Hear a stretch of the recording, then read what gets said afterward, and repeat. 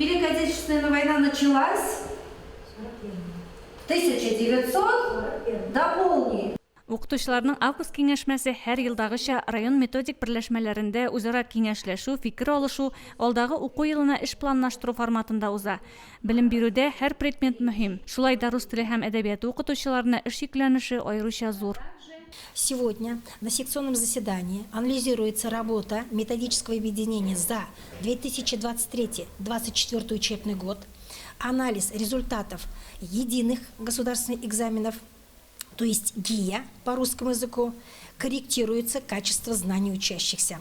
Учителям рекомендуется детальный анализ каждого ребенка и индивидуальная работа с каждым ребенком в течение учебного года.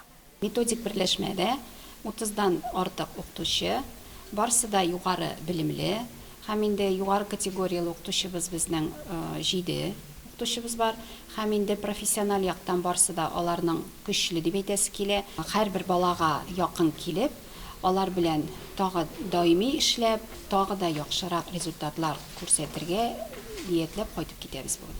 Фән техникада үзгәрешләр зур тезлек белән барган заманда технология фәнен укытуда да яңалыклар булып тора. Безнең инде хезмәт дәресе елдан-ел актуальләшә.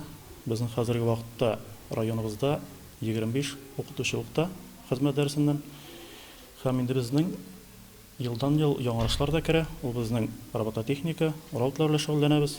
Безнең инде уң зур яңалык бу уку елында безнең хезмәт фәне эшендә яңа өлеш барлыкка килде. Үзенең сызым була инде. Район мәгариф учреждениеләрендә бу уку елында барлыгы 76 тәрбияче, 341 мөгаллим хезмәт куячак. Бу сан узган елгыдан 40-ка кимрәк. Яңа уку елында кадрлар составы 2 яшь белгеч белән тулыланачак. Секция утырышында катнашкан һәр педагог җитди сөйләшүләрнең нәтиҗәле булачагына, алга куелган бурычларның тиешенчә үтәләчәгенә ышана. Гүнәл Җәлилова, Динар Нуртдинов, Мөслим телевидениесе.